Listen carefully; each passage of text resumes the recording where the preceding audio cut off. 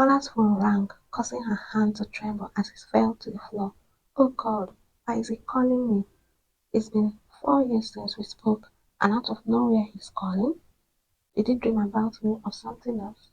She bent, picked up the phone, turned it off, and put it in her bag. I'm not ready for his drama.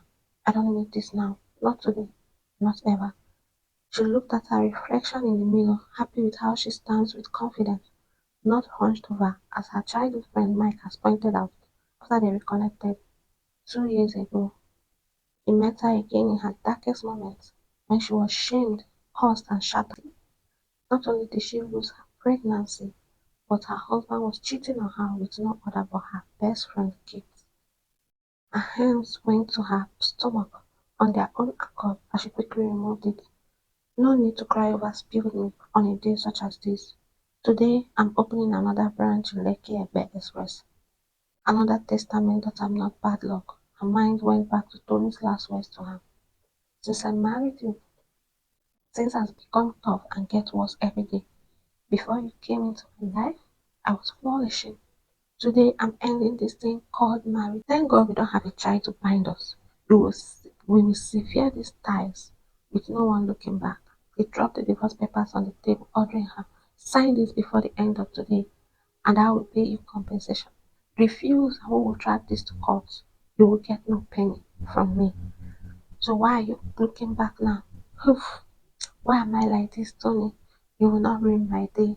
She took her Louis handbag, took one more look in the mirror as her Zara chiffon gown flew around her, giving her a soft feminine look, and the blue shower complemented the floral pattern on her gown. Her eyes shined brightly. Gone are the days only tears and frown defined her facial features. These days, guys of the opposites are beginning to look at her, not that she dresses provocatively, because modest clothing help her keep the creep at bay considering her voluptuous figure. But I've heard people tell her she has an aura that draws people to her. Mothers also say the same thing whenever they come shopping for their daughters in her boutique.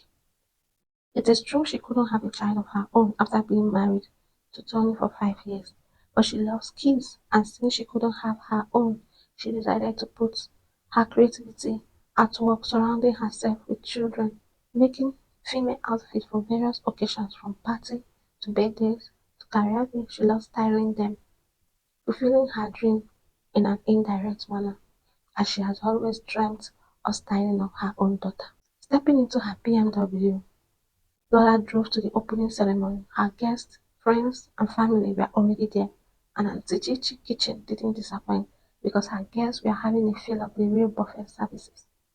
She has invited only 50 guests, the people that had stood by her, giving her advice, shoulders to cry on, listening ear, and sometimes just a simple gesture of allowing her be in the present without having to tell her what she needs to do to get another man into her life. She knows what the Bible said.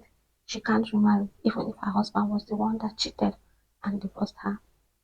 Her father has also disowned her when she refused the blind date he set up for her with a friend's son. Her mom told her she has lost her prince in her marriage. Tony, I've moved on. Are you still pinning for him? Stop it, okay? Cutting the lettuce from their hangout date, the mother admonished her. No, we are Christian. You know you taught me the Bible and how to obey God's ways. Stirring the tomato sauce for the jollof rice. Laura replied, forget that for now. This is different. You are just 28 and you want to live the rest of your life single? I've decided to dedicate my life to God and to the things of God. Mom, don't worry, I'll be fine. God forbid, if not juju, it will not work. How can my only daughter remain single, bearing her father's name? Mom, please, can we discuss something else? Her mom picked up her bag angrily, stomping out of the kitchen, saying, I will only visit you when you come back to your senses. It's been 6 months now, and they are not here. She has sent invitation card to them via courier service after they told the gate man not to open the gate when she came visiting. Tears pooled in her eyes, but she shook her head and rushed to the bathroom to freshen up. She doesn't want to draw attention to herself, and she also doesn't want to mess up her makeup. She was coming out of the bathroom when she saw a father battling with his daughter. Their word fight filled her with longing as she stood by watching them. not wanting to embarrass either of them. Dad, why did you buy boys' clothes? The little girl asked. They are not boys' clothes. It's unisex, trying to tuck in the t-shirt into the chino shorts. No, they are not. Tell grandma to buy my clothes. Come on, princess. I don't want to bother mama.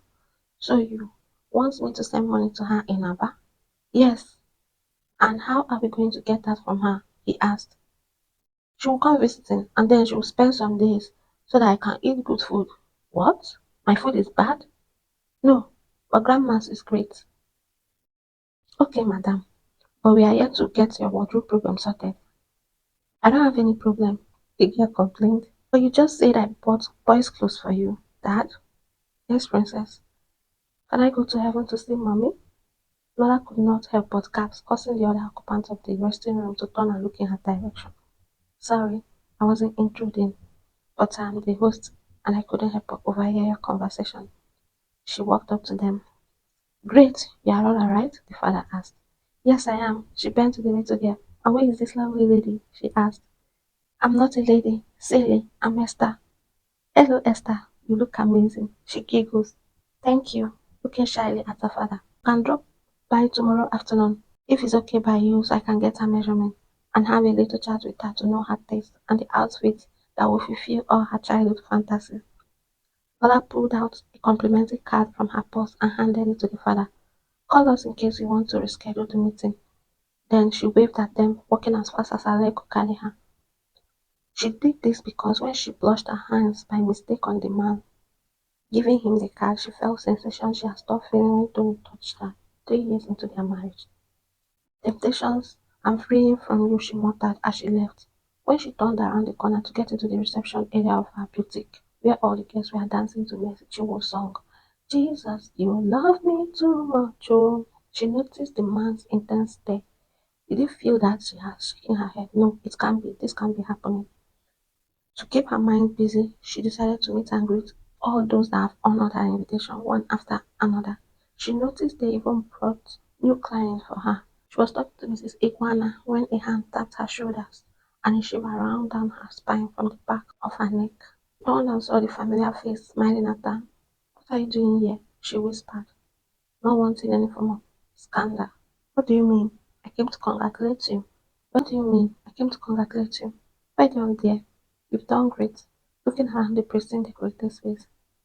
That would be a dummy displacement section when they open for business from Monday. I'm not your dear. And where is your wife looking behind him? Are you here to style clothes for your kids? Tony's smile turned into a grimace. She's not here, and there is no child. But she was carrying your child. He took her hands. Please, can we talk another time? So many years. Lola looked around and noticed that people were beginning to stare, and people who knew her story with Tony were frowning in his direction. She saw Mike give his driver a signal to get the car ready, then headed towards them. He turned to look at Tony again. His clean-shaved jaw was replaced with rough skins now, like he was cutting himself while shaving. She had been the one doing that for him when they were married. His tall frame towering over her 5'2" shielded her from seeing if Mike has gotten closer. She wants him to leave before they get into a fight and cause more trouble. So she said, okay, I will call you. Please can you leave now? Why? I haven't even eaten the party general and you're sending me away. Some other times, please, the timing is not right. What? Is there another guy? What? Is there another guy? Your cousin Nkem told me there is none. You even refused to marry the son of your dad's business associate. Just then Mike caught up with them. Any problems? He asked Paula. No problem. Tony here is leaving, right, Tony?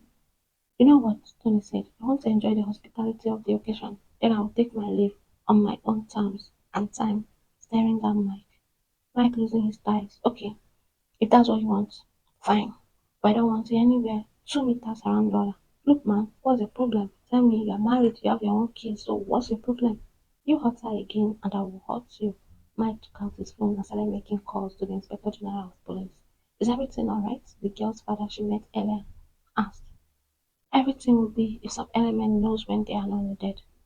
At this moment, Lola's cheek was red. With the embarrassment of the situation and her body's reaction to the girl's father, she coughed. Please excuse me.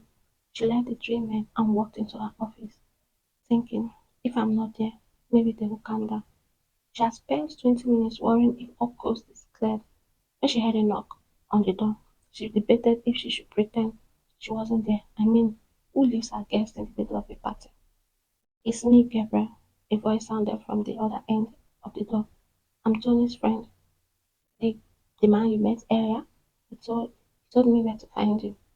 1 minute, she looked around, seeking what she can use as a reason for abandoning her guest. Citing her sketchbook, she opened it and placed it at the center of her working space. Stepped back. Good. Then opened the door widely so he could see she was working. Sorry about earlier, she said as soon as she opened the door. There's this client I wanted to get a hairstyle on her child's birthday outfit. It's a princess cut and the perfect design. Came into my mind. I just have to put it down before it escapes me. He smiled at her. It's okay. I understand. What's that tone? Laura wondered. What has Mike been telling his friend about me? So you're Mike's friend? She asked. Yeah, he's my buddy since college. That means you schooled abroad too. Yes, the way he talks about you, I thought you guys were something. But he made me understand you are more than that. You are like a sister. And boy, oh boy, I just saw his daddy bear coming out today. I'm sorry, I'm rambling. I know, right? He's always been like that since in our secondary school days. People call us twins. Wow. Then I must seek his permission before I take my next step. Sorry, never mind. Next step? Lola asked. Look, I know you don't know me, but I feel like I know you for 10 years now. You only know what Mike said. He could exaggerate. That's so too until I met him. What I'm trying to say is, can I take you out for dinner? Dinner? Oh, to discuss your daughter's outfit.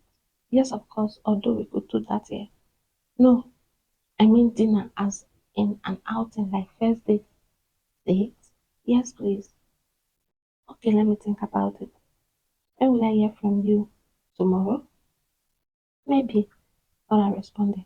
That night, Laura couldn't sleep. She turned in bed, recounting how her breathing became with Gabriel's voice and nearness. This is bad for my sanity. Maybe my assistant will be the one to attend to him. But what will he think? Not until when the rooster signaled early morning, she stood up, abandoning her futile effort to sleep, and decided to read 1 Corinthians chapter 7, 10 to 11. But to the married I give this command, not I, but the Lord. A wife must not separate from her husband, but if she does, she must remain unmarried, or else be reconciled to her husband, and a husband must not divorce his wife.